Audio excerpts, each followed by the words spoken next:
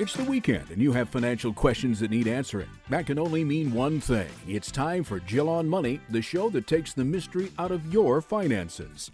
Here's your host, Jill Schlesinger. Welcome to Jill on Money.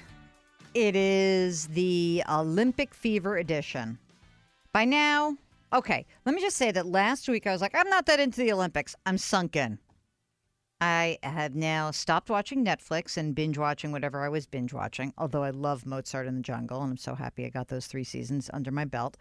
And now I am hyper-focused on the Olympics, curling, which I love, and of course only pay attention to every 4 years. And you know what else? I do just love those bumps, those ski bumps. Getting excited for a little more hockey action. And that's it. So I hope you're enjoying the Olympics.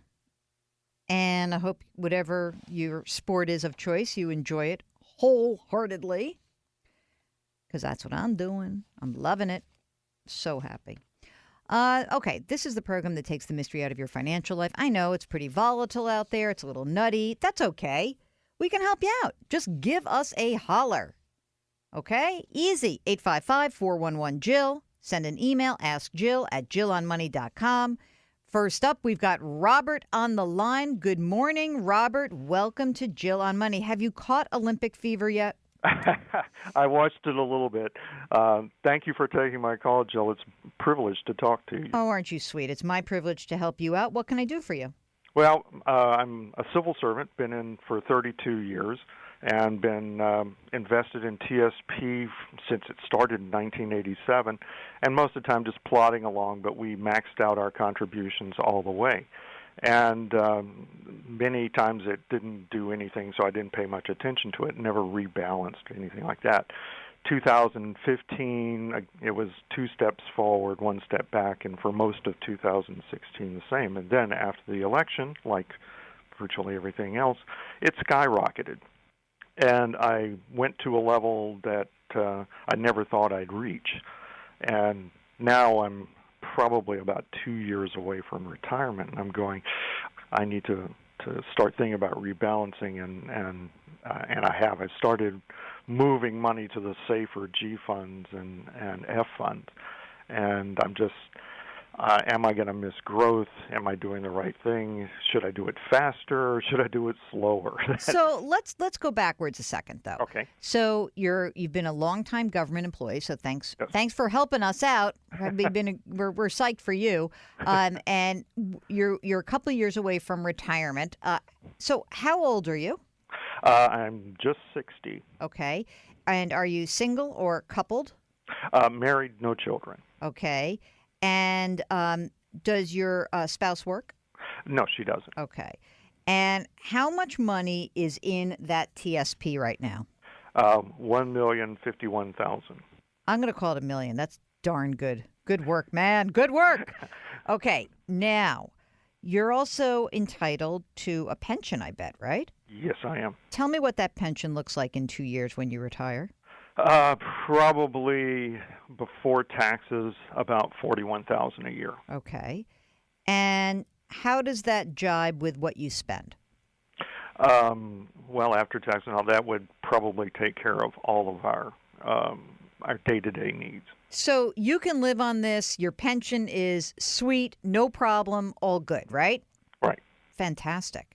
Are you entitled to Social Security, or do you get? Are you not entitled to it? Well, I'm a FERS employee, so I've been contributing to Social Security. Okay. And then in my previous jobs, I was contributing as well. Okay. And so when you get to your full retirement age, which is probably 66 maybe? 66 and a half. Okay. What would your Social Security benefit be at that point?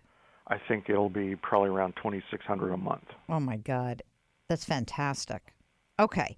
And house paid for? No, we just moved back to the United States, so we bought a house about 18 months ago. So we're just getting started. Okay. How much did you pay for the house? $280. Mm-hmm. And what's the outstanding mortgage amount? $217. Okay. The mortgage rate? 3.5. Very good. Was that a 30? Or Yes, okay. 30 year. Okay. I mean, it's fine for you to have some income. To have the mortgage because you do have income and you will have income. So that's something to consider. And I presume the game plan is you retire in a couple of years, you live off your Social Security, you've got this nice fund that's rocking and rolling, but you don't need to, it doesn't sound like you need to tap the TSA. Do you have any non-retirement assets set aside for perhaps, if you needed some money and you didn't want to pay tax on it? Well, we have substantial amount of cash in CDs and savings accounts. Like how much? Like that. 325. Gorgeous. Fantastic. Okay. So just so we're clear, you reduce the risk and now so just give me the breakdown of the TSP right now. In the C fund, which is the stock fund, how much is there? In the C fund, it's $588,000. Okay. And in the G fund, which is the fixed income? G fund is $189,000. Okay. And what else was in there? You got one other. There's probably some other stuff floating around. F fund, fixed income, $115,000. Mm-hmm. $100,000 in the small cap, and $52,000 in the international stocks. I don't even think you need to mess around with this so much more. I mean, you could. You want to be 50-50? Is that your goal?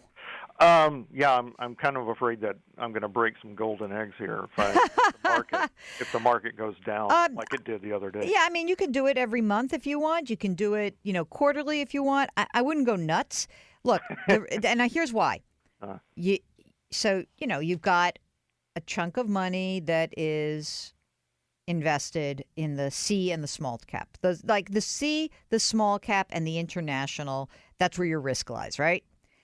On the other hand, you probably are not going to touch this money. This is not 2-year money.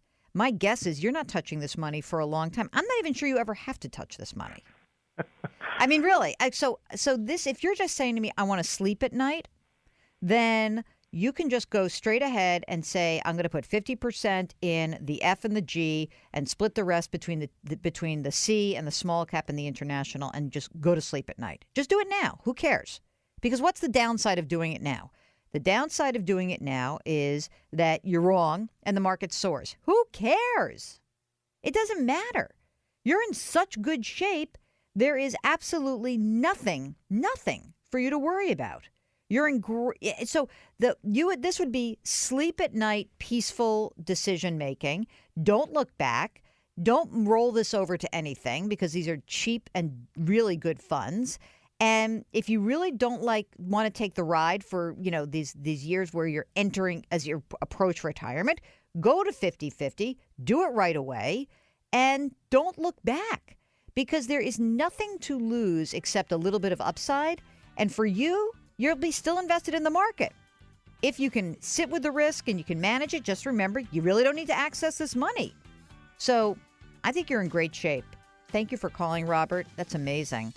All right, Jill on Money, 855-411-JILL. Send an email, askjill@jillonmoney.com. We'll be right back.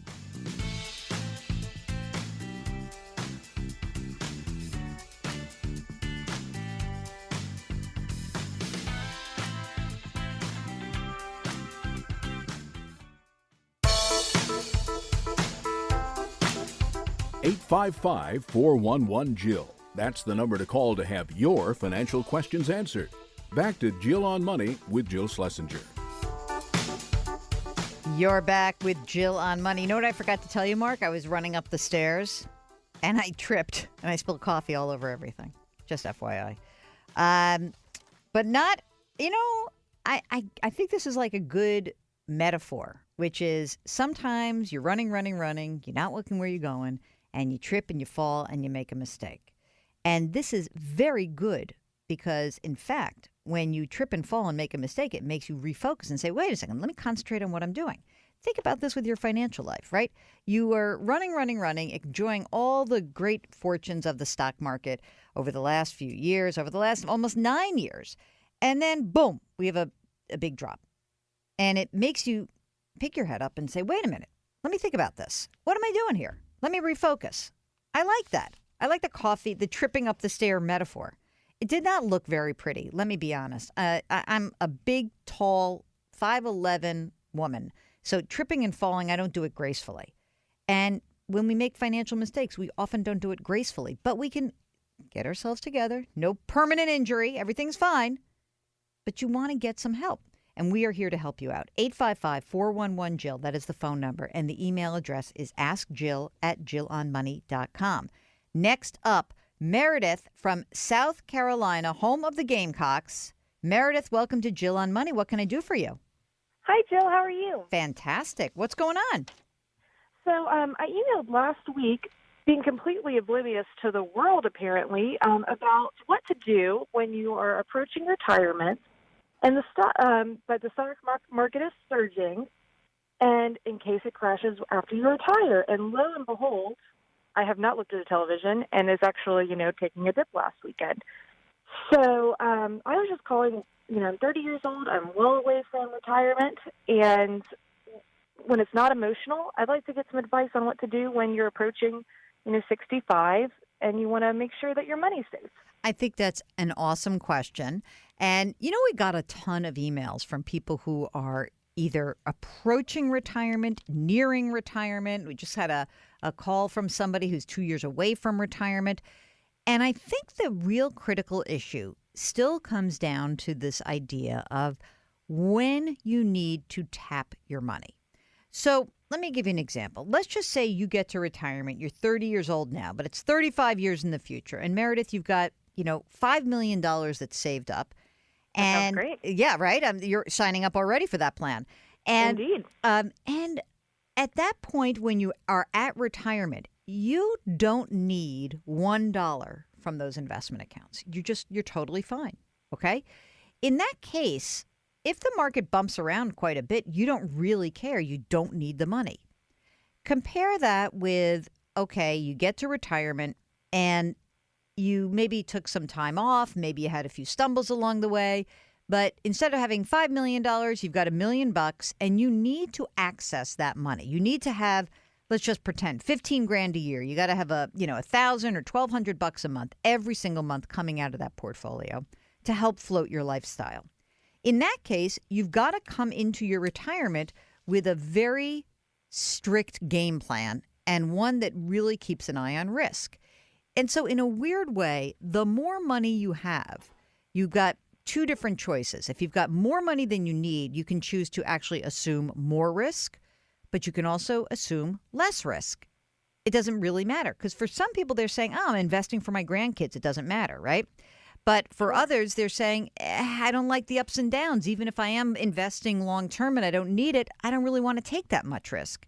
Then that's fine too. But it completely depends on whether or not you need to access the money. So that's when we get into these conversations of, you're doing this 35 years in advance. But let's just say let's say we're talking about how old are your parents? Approaching 60. Okay, so this is a better example. So your parents are approaching 60. Are they still working? Yes. Okay. Do they plan to work for a while? Or are they the kinds of people who are going to work forever? I think they are. Okay, great. So let's pretend that your parents have, and do you talk about money with your parents, by the way? We do, and, me and my brother know that probably next time we're all together, we're going to have the big talk about, my parents' retirement, their expectations, our expectations, while everyone is very healthy. Fantastic. And positive. Oh, that's so great. It's so great you're having that. So let's pretend that your parents tell you, we got $5 million. We're totally fine. We don't need that money. And they say, we've got we're managing it ourselves. Everything's cool. But we are worried about the stock market falling out of bed. We don't want to see 5 million go to 4 million. We just don't want to have to experience that. And so what you might say is let's batten down the hatches. Let's scale the risk back because they don't want to be on the ride. Alternatively, they may put that to you. That's actually not a bad question for my heirs to say, look, here's the deal. I don't think we need this money. And we're not really going to bother with it. We're not even going to barely look at it. It's there for us. It's great, but it's really going to be your money. Meredith and brother, what do you want to do with it? It's your money, essentially. And you guys might make a decision, which is like, hey, you know what? We want the money to be there for our parents. We hope that they, can use it and healthy and happy, but we'd like it to grow because actually we're going to want that money and we'll maybe need that money depending on what each of your circumstances is. So I think that the conversation about a pre-retirement allocation has one part to do with what do I need from this money? What is it going to be? Will I need it? Will I need to access a portion of it and change my portfolio accordingly? But if I don't need it, who's that money going to, and what should our approach be? Now, how does that feel to you? Like, what do you think about that? That feels very good. Yeah. It can change depending on circumstances, but gives a clear plan. Yeah, and I think that the cool part is that when you have these kinds of conversations, and as you say, when everyone's healthy, when everyone feels good, and you can be very open about it. Like, for example, let's say for right now that you're in really good shape financially, but your brother's a bust out. I'm sure he's not. He's a great guy. But if that were the case, then maybe they would even say, hey, you know what? We want to make sure that we preserve his share of the estate because he can't afford the ups and downs. We really want to make sure that money's there for him. I think that one mistake that I consistently see when people are talking about their estate planning is parents are reluctant to treat their children differently when it comes to their finances. And I know that sounds, are you a parent yourself? I am not. When you're not a parent, you may have a little bit more of a clear-cut view of this. Parents always say to me, oh, that's easy for you to say. You're not a parent. True. But I think that there is one important aspect of leaving money and having an estate or having these conversations is recognizing some kids need the money more right this minute. Some kids don't. Maybe it shouldn't be 50-50. Maybe, if Meredith has $5 million already because she's an entrepreneur and made a ton of money, but your brother doesn't, you might say to your parents, you know what, I don't need that money. Leave it to him because I don't want to have to take care of him later anyway. So it's going to all end up in the same place. So I applaud you having the conversation. And I'm very glad that you're so responsible that you're thinking 35 years into the future. Thank you. I appreciate it. All right. Good luck to you. And hey, let me know how that conversation goes with the parents. That's intriguing to me. So thank you yeah, that's great. Thanks for calling. You are listening to Jill on Money. Our phone number here is 855-411-JILL. Our email address is askjill@jillonmoney.com. Hey, don't forget to go to our website, jillonmoney.com. You can listen to past radio shows. You can check out some of the blogs that we are featuring, including the 10 questions to ask a financial advisor. You can watch our videos and some of my TV segments. You can even, I think you can subscribe to the Better Off podcast also, which is our sister spoken word content. Oh, my God, I sound like such an idiot when I said that. All right. But anyway, check it out, jillonmoney.com. Ask Jill at jillonmoney.com. When we return, more of your questions. We'll be right back.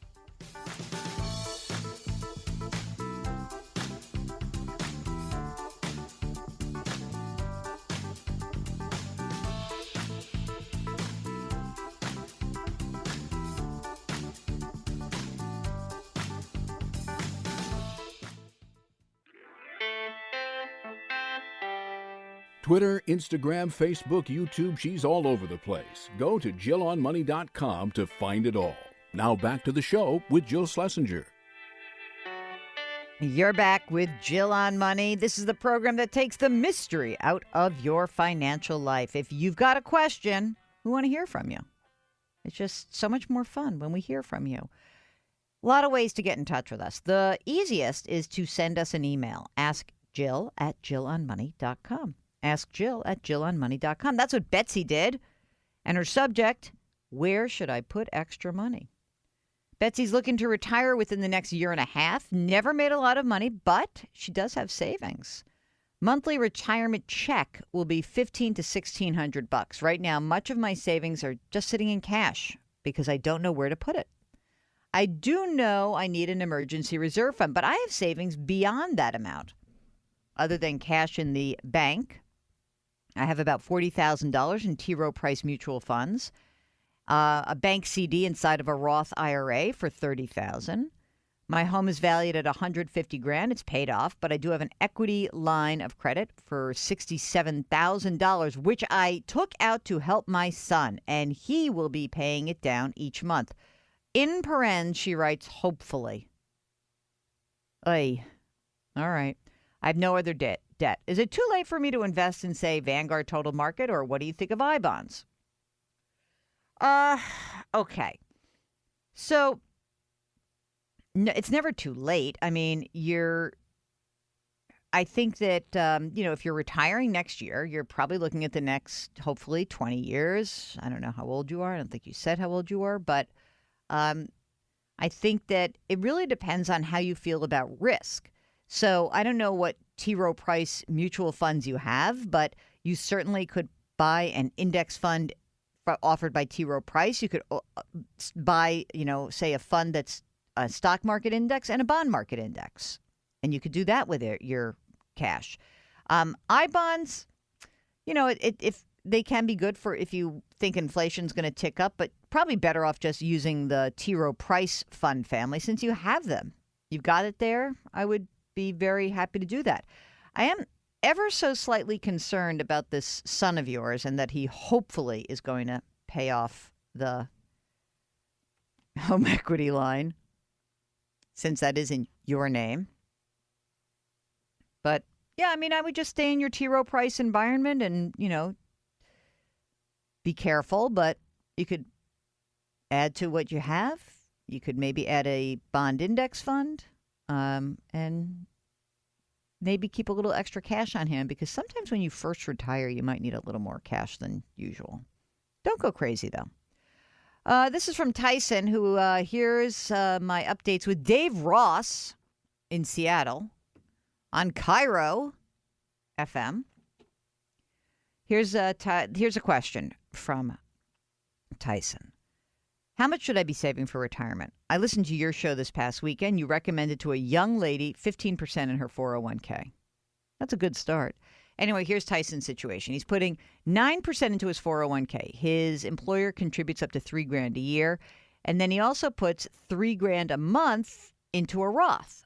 And so he'll max out his Roth. So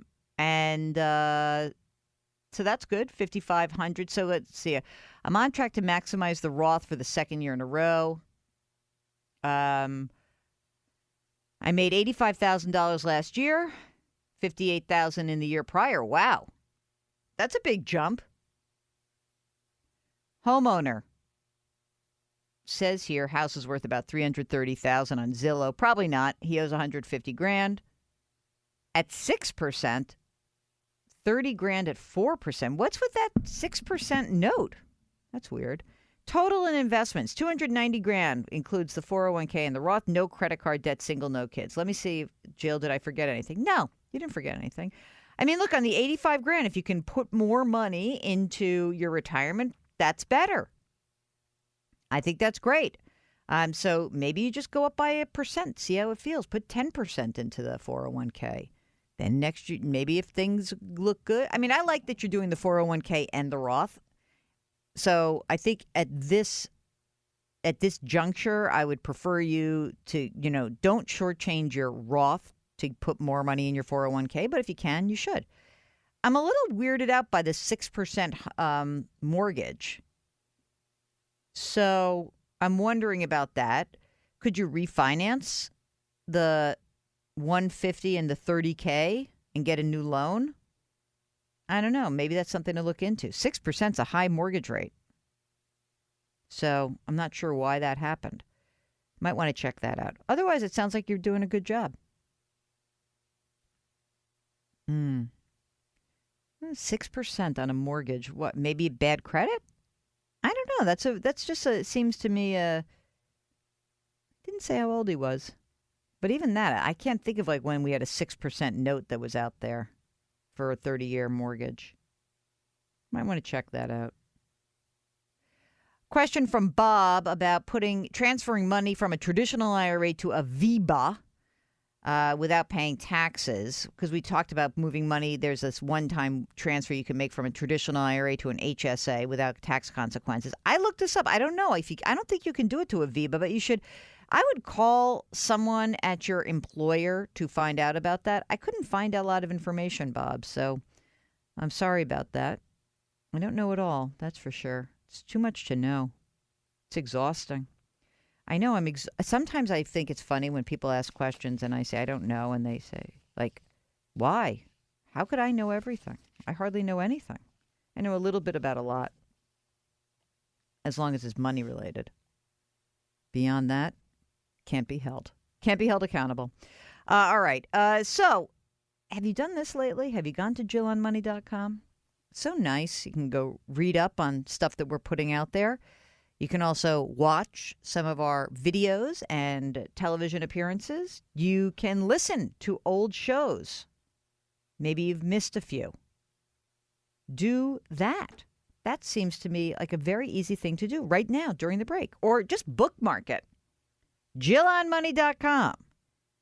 Okay, so if you also want a little bit more of Jill on Money, you can also subscribe to our podcast. It's called Better Off. You can get it on Apple, Stitcher, Google Play, anywhere else you find your favorite podcasts. Wherever you'd like it, we're happy to give it to you. All right? So check it out. Better Off. Subscribe. If you've got a financial question, ask Jill at JillOnMoney.com. We'll be right back.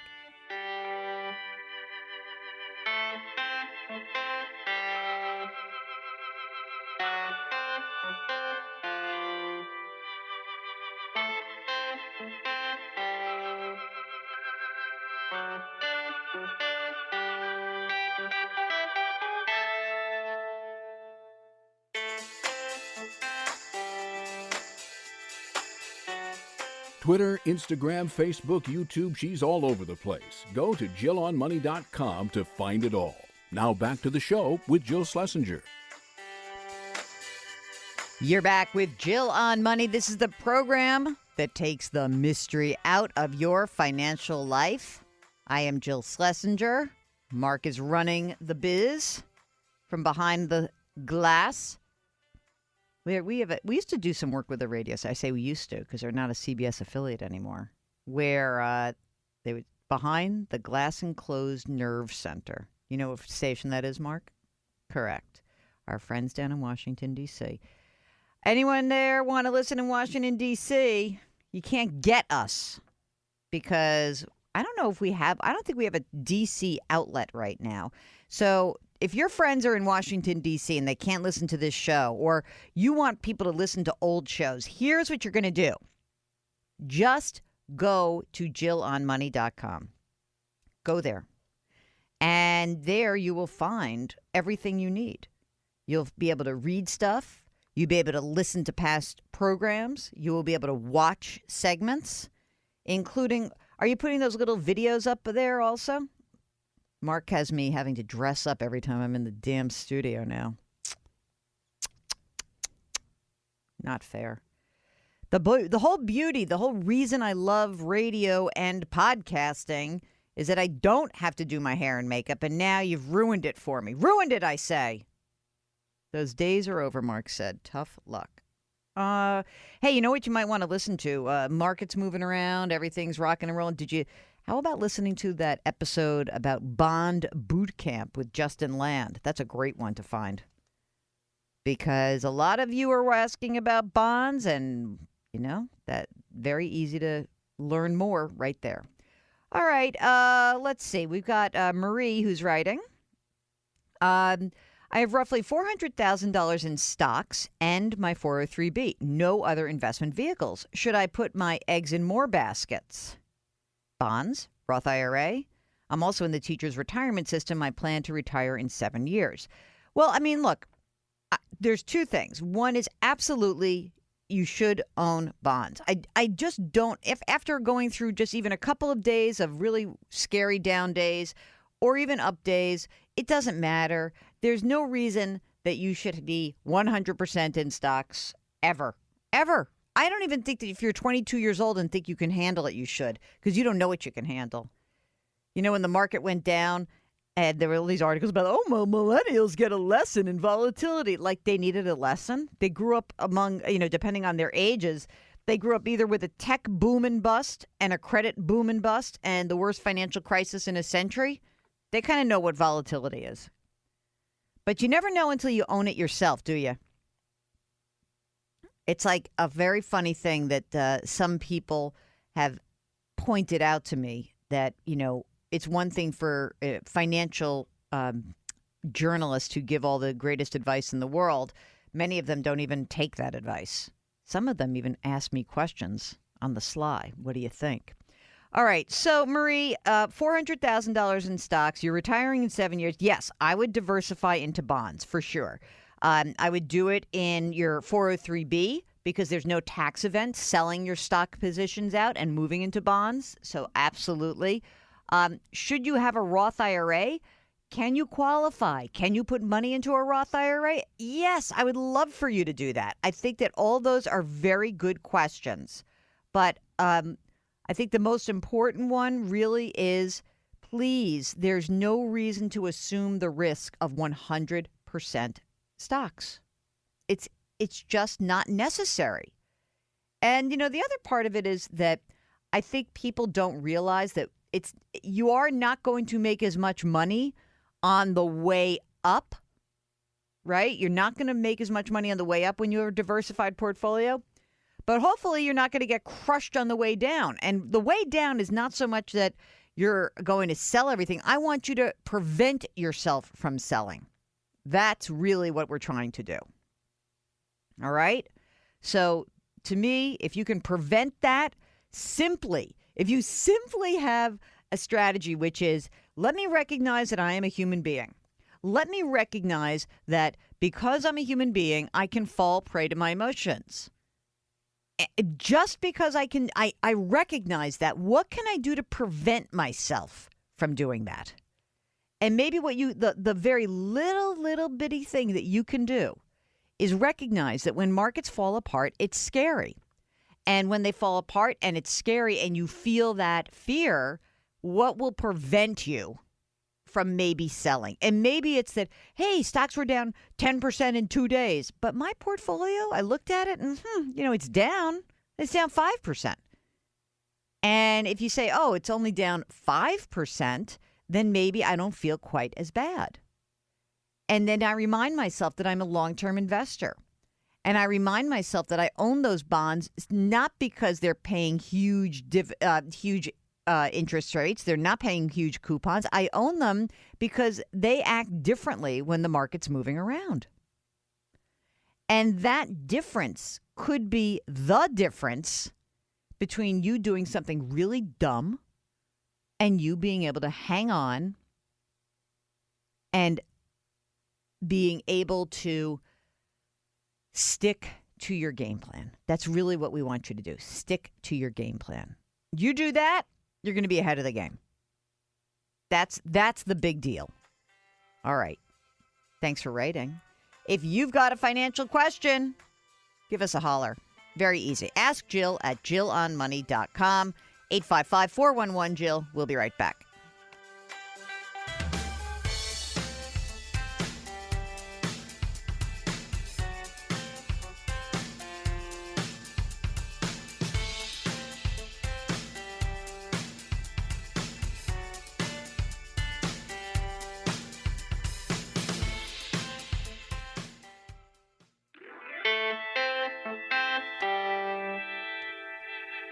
You're back with Jill on Money. I'm Jill Schlesinger. Mark is running the show behind the glass, and we are delighted that you are joining us. If you've got a financial question, an economic question, a tax question, I know it's in the middle of tax season, why don't you give us a shout? 855-411-JILL. Send an email. Ask Jill at JillOnMoney.com. This is from Douglas, who asked about the 2018 tax plan. He says, my understanding is that changes affecting individual taxes will expire in 2024 or 2025 unless extended by Congress. At that time, will the tax laws revert to the 2017 laws or become some composite of 2017 and 2018? Most of those sunset features on the rates. It goes back to 2017, pretty much everything. So that's really important because, of course, that changes the way you might think about what you want to do over the long term. So it would not necessarily preclude you from, say, buying a home, but some of the things that you might be counting on right now may not exist 10 years from now or 8 years from now. So I guess we're supposed to take this all with a grain of salt. I don't know. Maybe it will be made into permanent law, but for right now, it's temporary. Here is by the way, if you send us a compliment, we're definitely reading it on the air, always. This is from Tom, who listens to us on WCCO in Minneapolis. And I had said before Valentine's Day, the host, Dave Lee, was telling me what were the top 5 Valentine's gifts in the Minneapolis metro market. And so I piped in with what I thought should be on the list that wasn't. But here is what Tom says. I want to let you know how much I enjoy listening to you on CBS and on our local radio station, WCCO, with Dave Lee. I agree with you on your Valentine's presents. Hockey tickets would be the best. I only missed 5 Minnesota North Star games in their entire history. After that, I had failed spine fusion, so I don't get around that much any longer. But hockey's number one. I hope your Islanders pick up along with our Wild, 2 teams that can't get it together. Keep up your good work. Next time you speak with Dave, tell him you're a Johnny fan. That's where I played, and it's a big rival with his St. Thomas roots. Stay safe and healthy. Regards, Tom. Tom, thanks for that note. That is awesome. Hey, stay tuned. Next hour, we've got a great interview. Leigh Gallagher, senior editor-at-large of Fortune, and Jack Myers, author of The Future of Men. We are talking Me Too and how to improve workplace equality. It's Jill on Money. 855-411-JILL. Ask Jill at JillOnMoney.com.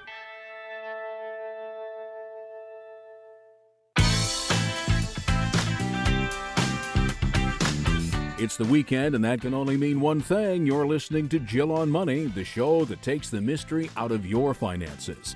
Here's your host, Jill Schlesinger. All right. It's hour number 2 of Jill on Money. We are delighted that you are joining us.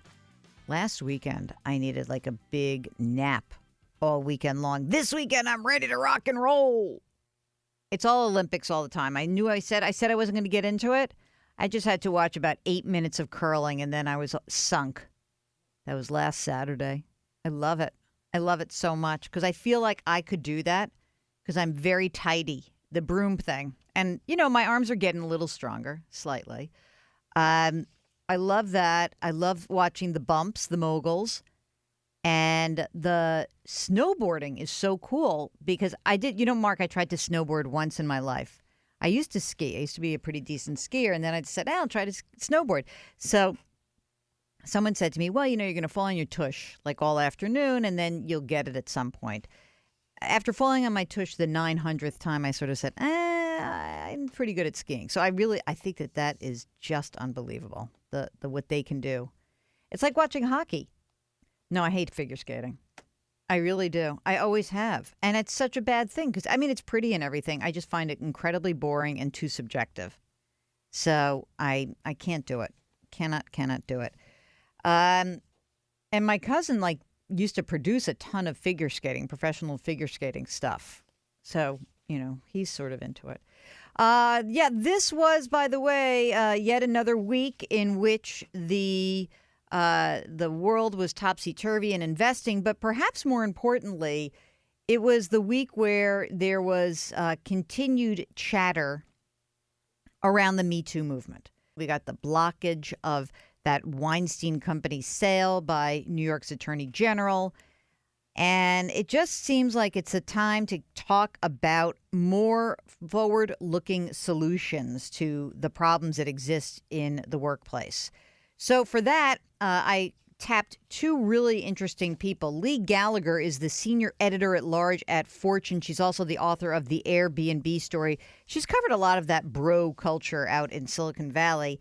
And Jack Myers, he's the author of The Future of Men, quite a prescient book, and the founder of Media Village. We're going to talk this hour about what we can do next. Here's my interview with Leigh and Jack.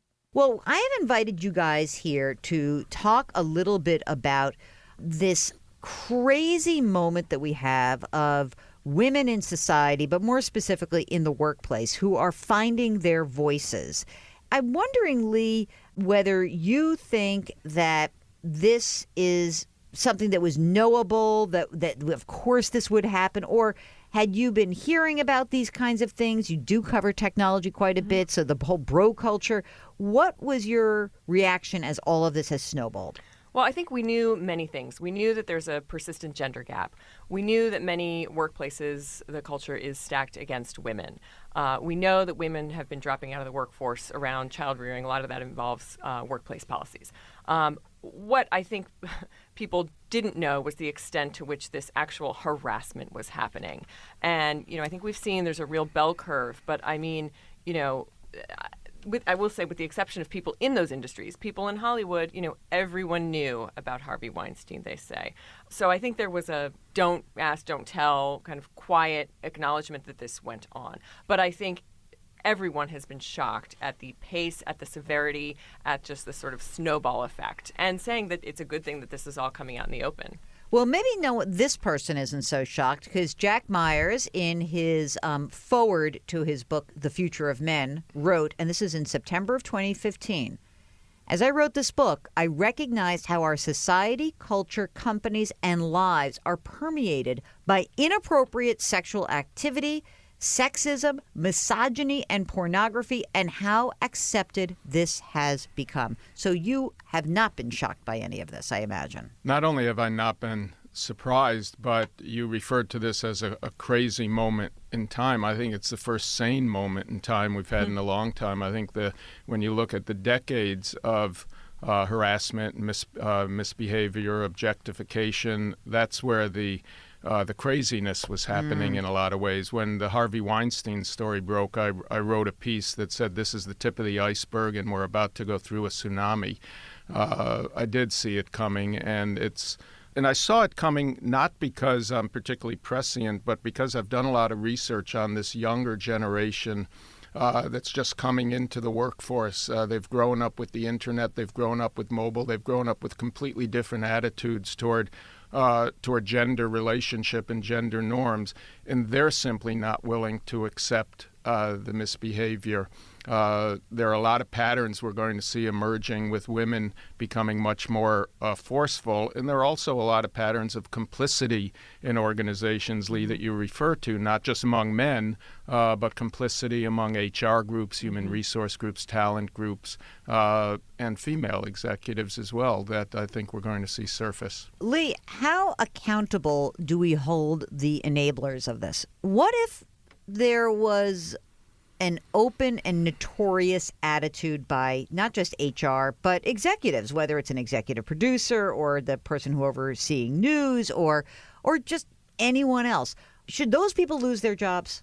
Well, I think that if it's obvious that an executive new and enabled, I think that yes. I think one of the most difficult things about this is that everyone is saying we didn't know about this, and you just never know. It ends up being, he said, or he said, she said, and it's very hard to get to the bottom of that. And you can say, how could no one know this was happening?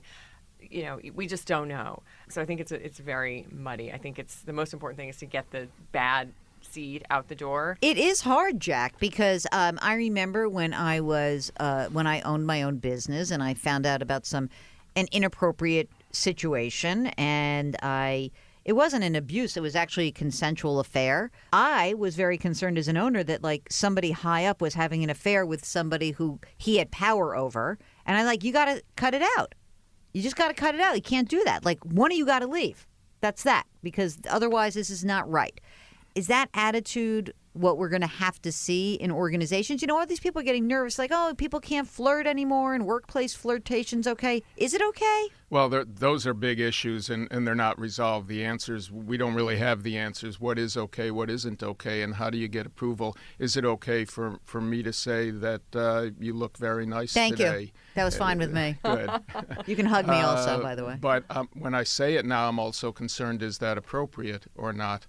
I think that a lot of men are asking similar questions, but more importantly, when it comes to the questions of who should be, who shouldn't be fired, the idea that people didn't know things, whether it be those who have been openly outed for their misbehavior are one thing, but to say that no one knew what was going on, both men and women knew. Men who are married where other women and men knew what their behavior was but didn't tell their wives. There's been a code of secrecy that's been allowed to permeate corporations, businesses, organizations, and neighborhoods, families, groups. And I think that code of silence is now broken. There's no more omerta in gender relationships. Okay, we'll get back to our interview in just a minute. If you've got a financial question, give us a holler, 855-411-JILL. Send an email, askjill@jillonmoney.com. We'll be right back.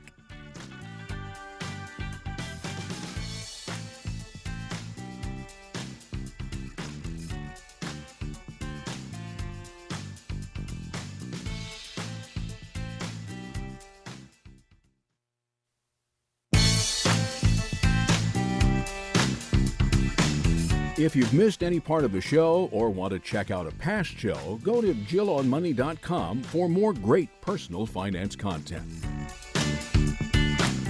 You're back with Jill on Money. If you've got a financial question, we'd love to hear from you. The phone number here is 855-411-JILL. The email address is askjill@jillonmoney.com. With more horrifying stories of sexual abuse and misconduct, it was time for us to really try to dive deep into this issue and maybe speak to some people who can help us develop solutions. So we've got two guests today. Leigh Gallagher is the senior editor-at-large at Fortune. She's also the author of the Airbnb story. She's covered a lot of the technology, Silicon Valley startups, and has been, I guess she has I would say, a somewhat of a ringside seat to some of these various conflicts that have arisen. Jack Myers, who is really more of a media mogul himself, founder of Media Village, he wrote a book a couple of years ago called The Future of Men, and it almost predicted pitch perfectly what was happening in the workplace. And, part of the problem that we see in the workplace is that we simply just don't have enough women or people of color in a lot of industries. That diversity sometimes prevents really bad behavior. And when you see the bad behavior, particularly offensive things that are being said or done, or you read about that there are these crazy parties that are taking place, or in the 80s on Wall Street, the old boom boom room. Do you remember that, Mark? You're probably too young for that. Do me a favor, just Google boom boom room Morgan Stanley, and you're going to have a good chuckle. But sometimes these dynamics they're not about sex. They are about power and power in the workplace. And I think that that's kind of a key issue, and that's what we're going to talk about in this segment. So right now, more of our interview with Jack Myers and Leigh Gallagher. I think it also gets really complicated because power comes into play. And when it's the star, the boss, whoever, the person who holds control over your career or who holds control over your department. And I think there's so much stacked against coming forward. You could lose your whole career, and no one wants to do that. And then the other thing is that sometimes it's not always so cut and dry. I mean, even in the Matt Lauer case, there are many things that were cut and dry, but the woman who came forward and said it was consensual, and said it really isn't, even though I said, what was I going to say? Yeah, that's a funny thing, because I think that the difference is when you're 22 years old and you're starting your career, your male boss says, here we are in the Olympic Village, like, come on over and hang out with me, which sounds really fun. And then you're in that moment where maybe you may or may not want to be. Let's just say you do want to be there. But then things progress. And then you feel like, oh, my God, if I say no, what happens to my job? Is this a career killer? I am sure there are many, many women who have had what the man would call consensual sex where the woman has had her teeth clenched and wondered how long is it going to take to get through this, or how many times do I have to do this, but where she felt she had no choice if she wanted her career to go forward. And if she went to HR, she would be putting her job in jeopardy. And the answer would probably be, look, that's the game here. You play it or leave. And that's where, HR companies, many are often tilted towards the company. Right, because, that's the problem that somebody said to me, which was fascinating, and that is, hey, you know what? HR companies on Wall Street are basically about, yes, we want to foster safe places and do all of this, but they're part of the organization. And I think that employees feel like if I go to HR, the HR person is not there to protect me. The HR person is there to protect the organization. That's who pays his or her salary. And I think that's a problem right there. That's a problem. And of course, they don't want any attention drawn to the company if something gets out. And I will say not every HR company operates that way, but I think that is a sort of conflicted setup right there. And I think that there's one of the many, many things that this whole movement is teaching us is that has to change. If I were going to start a business, I would want to start a consulting company to come in and talk to HR departments about how to revamp their workplaces so that this doesn't happen. In fact, we are doing a number of those initiatives to work with companies, not just in this area of gender relationships and gender norms, but especially focused on this younger generation just coming into the workforce. First of all, they've grown up with a completely different set of expectations. They're looking for experiences rather than experience. They're not looking at career. The average first job is 9 months versus 18 months a decade ago. Women are staying in the jobs longer. They're more likely to be the primary or equal wage earner in the home. They're more likely to be single later into their careers, and they're staying in the job. So I believe over the next 5 years, we're going to see a purging of HR groups that focus on past needs and realities instead of future ones. We're going to see a shift in men leaving their jobs for a variety of reasons, including being purged out because of sexual misbehavior. We're also going to see women taking those jobs and staying in their careers longer and being more likely to get promotions. The challenge that I look at is how do we look at young men who are just coming into the workforce and embrace them, support them, make sure that there's continue to be supporters of feminism, which many of them are, as opposed to turning against women and seeing themselves as being the mistreated gender.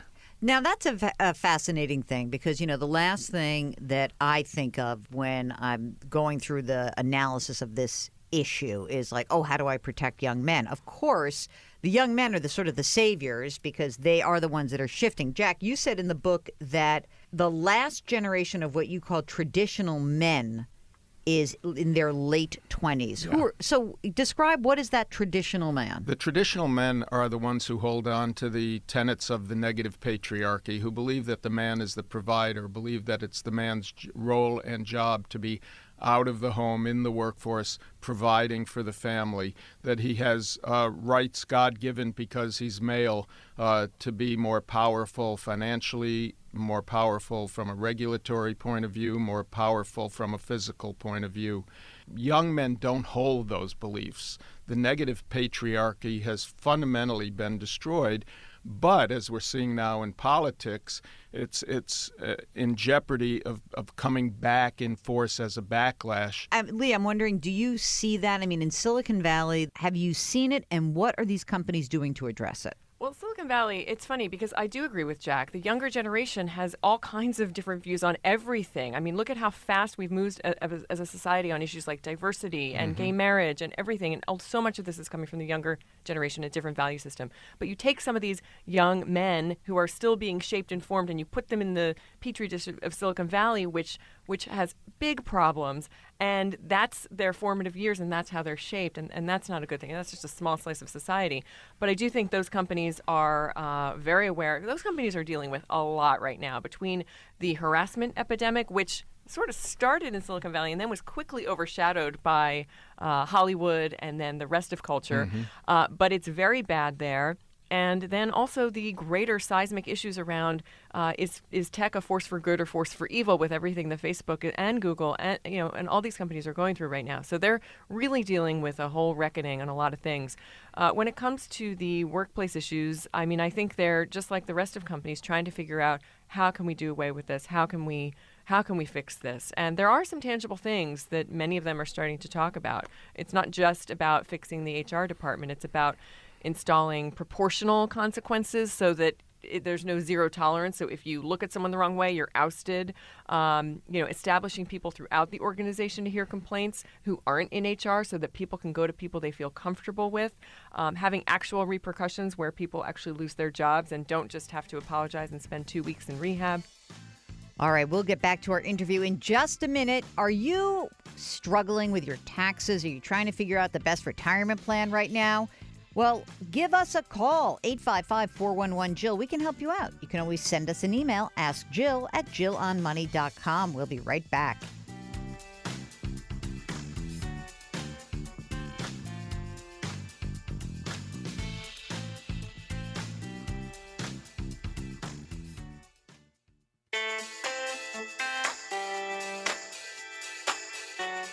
Twitter, Instagram, Facebook, YouTube, she's all over the place. Go to JillOnMoney.com to find it all.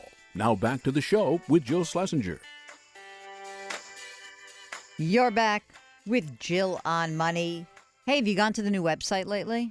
Looks awesome. JillOnMoney.com. Mark and the Mad Russian did a great job. I'm very happy.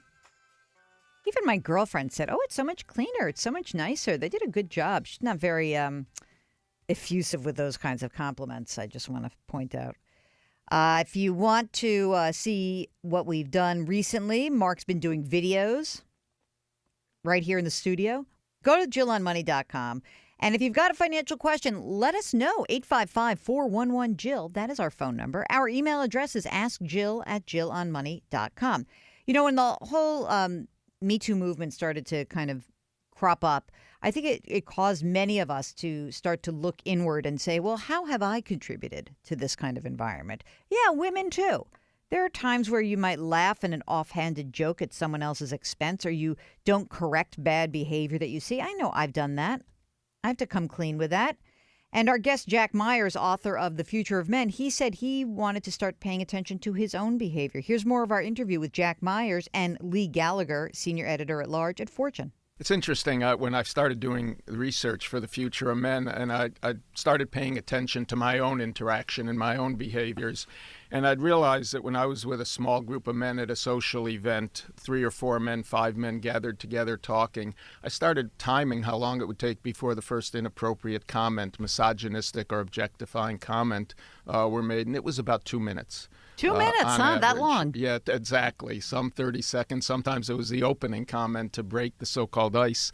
And I started saying, after a while of listening to this and realizing I can't be a part of this, given the position I'm taking with The Future of Men, and as hopefully a leader in ending some of these attitudes and fostering new behaviors.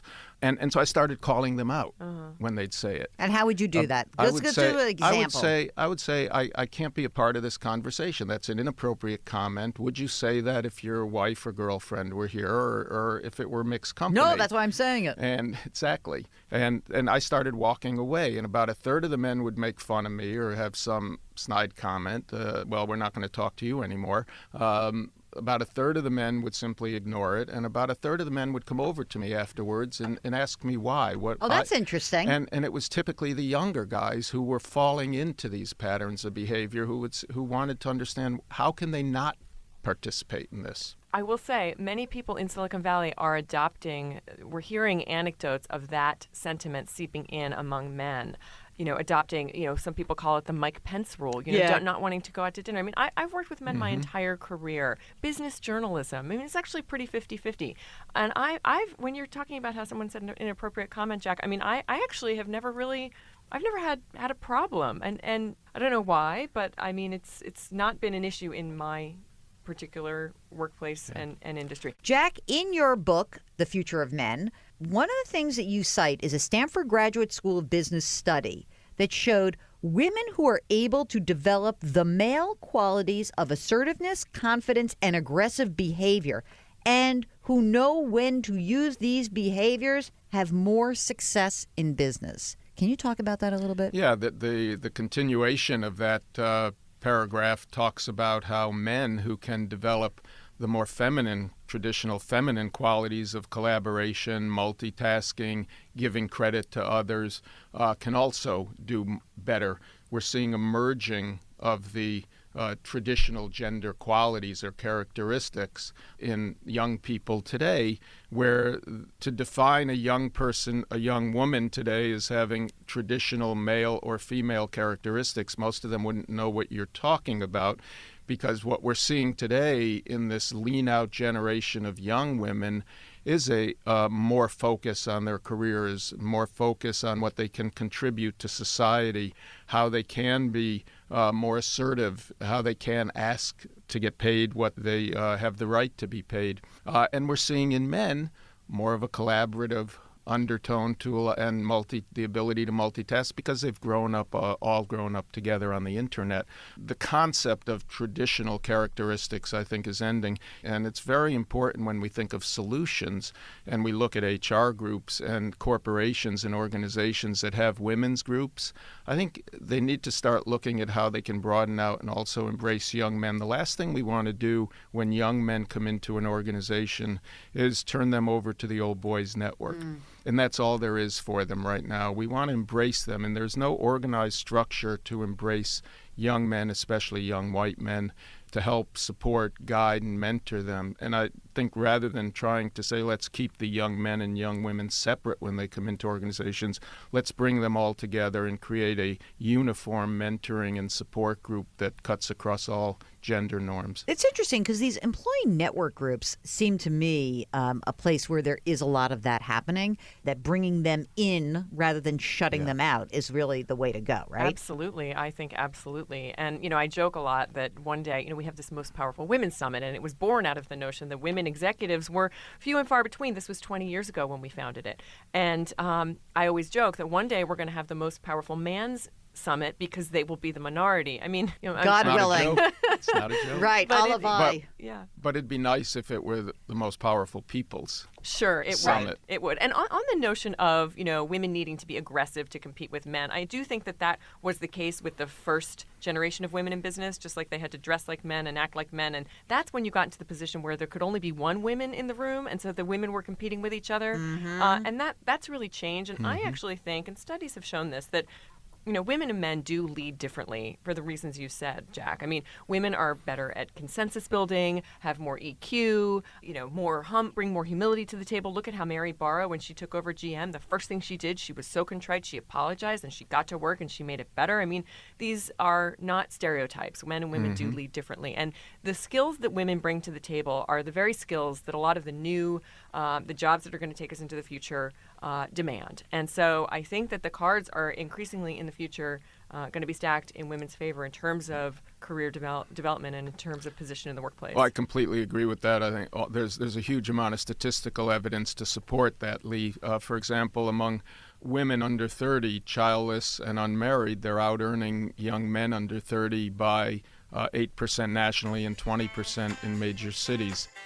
All right, we've got another segment with Jack and Leigh coming up. So during the break, go tweet us a quick question or maybe respond to one of Mark's polls. You can follow us on Twitter at JillOnMoney, and you can always send us an email, askjill@jillonmoney.com. We'll be right back.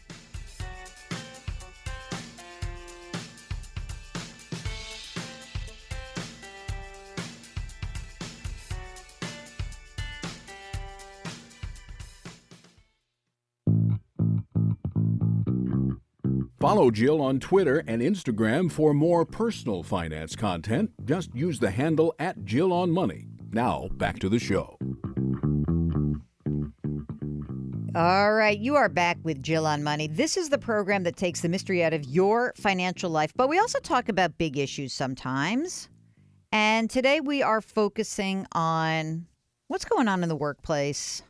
What is the way to make this a more equitable economy? How are we seeing these terrible stories transform workplaces, hopefully in constructive ways. That's what we're getting to at the end of this interview. We've got special guests today. Leigh Gallagher, she is the senior editor-at-large at Fortune, and Jack Myers, he is the author of a book called The Future of Men. And, he started writing it in 2015. He really was clairvoyant. I wonder if we take all this news and it can feel quite sobering and a little bit pessimistic. There are some strides that are being made. There is hopefully something good that comes out of all of this. So all of these very brave people coming forward, it is not for naught. Things are happening, and they are happening because of your courage. So now more of our interview with Jack and Leigh. We have to recognize we're redefining men, and we see this in media too, and in advertising, where you look back over the last 30 to 40 years of men, and one of the few positive role models you can find is, of all people, Bill Cosby. And you look at the men who are buffoons in TV shows, where the wives or women always have to come to save them from their mistakes or their errors or their naivety. You look at men in beer commercials who are misogynist and sexist, where the woman is beautiful, scantily clad woman is moving them. A guy who can't even pick out his own analgesic or know how to take a paper towel to wipe up the counter. And when we do see positive male role models, which is very rare, but more frequently, typically they're with their daughters and not with their sons. Yeah, that's weird. That's a really good point. Yeah. I wrote a piece about this, actually, not totally about that, but just the images in our culture. And by the way, Sheryl Sandberg, when she founded the Lean In movement, one of the first things she did was focus on getting more women in advertising images, which it didn't even really occur to me until that movement came out, and I thought, my God, of course, even a woman standing at the table giving the presentation instead of a man. It goes on and on. We have this permeating society, permeating music, media, advertising. We do. And we need to take the lessons that have been learned by the women's movement facing down objectification in TV advertising and begin to bring those same kinds of issues to the forefront about how men are portrayed. And perceived because of media. That's a great point. But I also think that we are in the middle of a real transformative shift. I mean, it was only 20, 30 years ago that women started entering the workforce in mass, in significant numbers. And now we're at a point where it's we don't bat an eye at a woman CEO, but we're not there yet, And so 20 years from now, it's going to be more. And we're already seeing at our women's conference, we asked the audience who's the primary breadwinner and who has a stay-at-home spouse, and many people's hands went up. And so now you're going to have kids raised, boys raised by powerful women, and I think that's going to have a big, big shift. We're having, we will have a female president soon. We're crossing all these markers for the first time.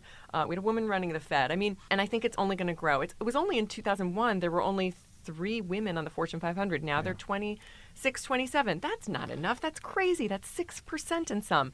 But it's moving fast, and I think that as it continues to move, we'll see more. And as you mentioned, stay-at-home dads and how many women raise their hands, say their husband is stay-at-home dad. We need to start redefining the stay-at-home dad as opposed to being an out-of-work dad, which many people automatically assume. He's a dad who's making a choice for his family, for himself, and for his partner. Right.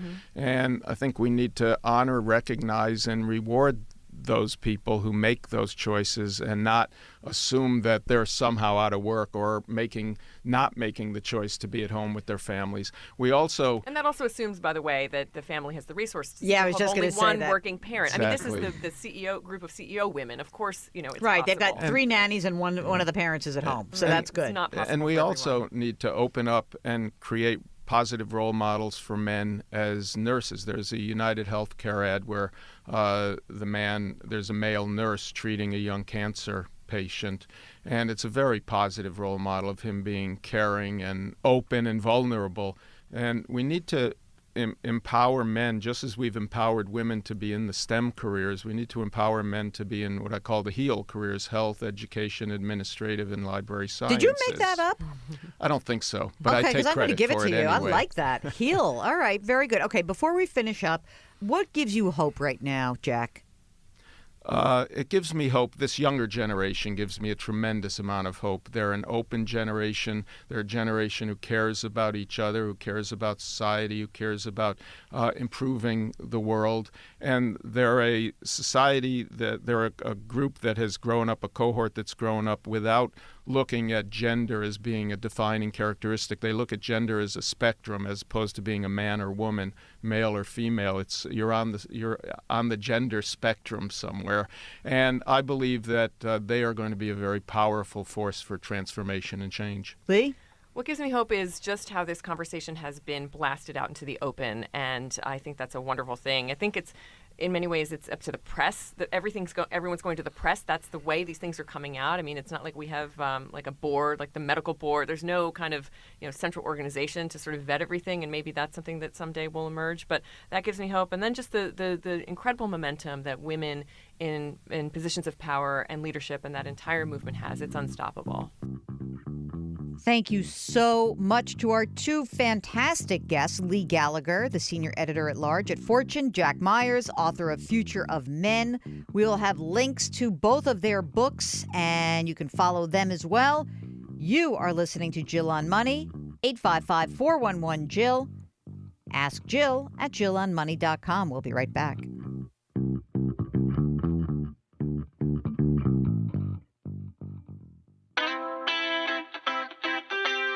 If you've missed any part of the show or want to check out a past show, go to JillOnMoney.com for more great personal finance content.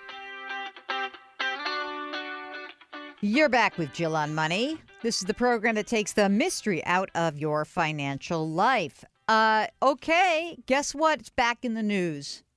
Inflation. In the last few weeks, we've been talking about what if there is a tick up in inflation. And I'm not talking about 2 or 2.2%, a real spike. And we got a bunch of emails, I can't even read them all, about whether or not people should be buying gold in advance of potential inflation. Gold was always seen as a great hedge against inflation. But I do want to point out that, gosh, things have changed quite a bit. And, when I was my first job on Wall Street was a gold options trader. And that was in the late 80s. At that time, when you really did see a fear of inflation, gold rallied in a huge way. And then when inflation retreated, it would sell off. Now there are a lot of different ways to protect yourself against inflation, not the least of which is there are bonds that have inflation protection. I feel like gold is less of an investment for inflation protection, but it could be seen as an investment against craziness and chaos. And for that reason, I don't think that it's a bad idea to have some sort of general commodities allocation in your portfolio, depending on how much money you have and what's going on in your life, but almost like a little piece, like a 5% gold/commodities fund allocation could be just enough. And it's not going to be enough to protect you that if we have huge inflation and your asset levels are destroyed or something happens like that, it's not going to protect you in that way. But other things could, and there are ways to protect yourself against coming inflation besides gold. And I think that that's something to consider. I wouldn't go much beyond 5-6% in a commodities allocation, just because I think you might be sorry if you did that. I'm going to write about this, Mark, and then we'll post it up on the website. How's that? All right, great show. Thank you all for listening. Thanks to Leigh Gallagher, senior editor-at-large at Fortune, Jack Myers, author of The Future of Men, and thank you for listening. This is your show. We are here to serve you. 855-411-JILL. Ask Jill at JillOnMoney.com. We'll see you next week.